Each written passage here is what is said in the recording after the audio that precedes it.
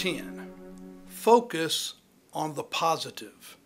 Another way I like to say this is focus on whatever power you have. And I don't mean the ability to tell somebody what to do or control somebody. That's not what I'm talking about. I mean on the positive energy, the power that you can have. Because if you're focused on the negative, then things are ultimately going to fall apart, and you're going to create unnecessary enemies, and people are going to be angry, and you're not going to move forward. But find the positive and build on that. The best example I can think of that that illustrates that is my mother. My mother, Billie Faye Watson, she was diagnosed with cancer when she was 41 years old. And we all had far too short a time, we believed. And talk about living your life in increments of time. She had this rule of life. And her rule was, keep me alive 6 months. Because who knows what I'll see, and who knows what they'll invent that'll keep me alive another 6 months. And really that's what happened. She ended up dying at 62 years old. And of course during that period of time she got to see both her boys graduate from law school. She got to see us both get married, got to see all 4 of her grandchildren born. Got to enjoy a far too brief but a very enjoyable retirement with my father. They retired from North Texas down to Wimberley, Texas, where they could be near their boys and their grandchildren. But ultimately, it caught up with her. But that was a very positive. She always focused on the positive. How do I stay involved and alive so that I might see and do other things? In fact, the day that we took her to the hospital stay where she never made it home, she got up on her exercise bike, and she only spent a few minutes on that bike, but her theory was, the day I quit trying to exercise, the day I give up, is the day I die.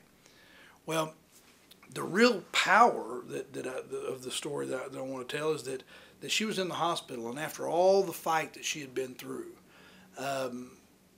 it was the end. And my brother and I were there at the hospital, and the doctor came to us in the hallway, and he said, you know, she's a tough old boot, but it's done.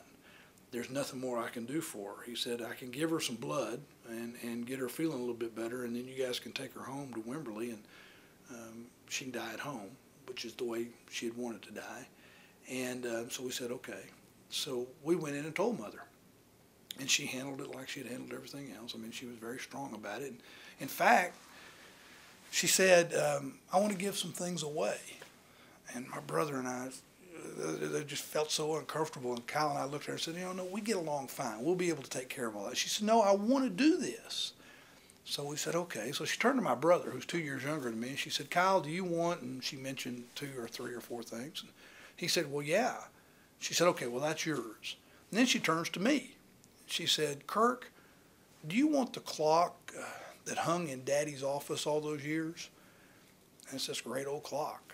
And I said, well, yeah, I do. She says, where are you going to put it? And I said, Mother, now you know when you're gone, you're not going to be able to control things like that. She said, well, yeah, but you may not get the clock. Billie Watson could find the power, the positive, the energy, even in the most desperate of situations.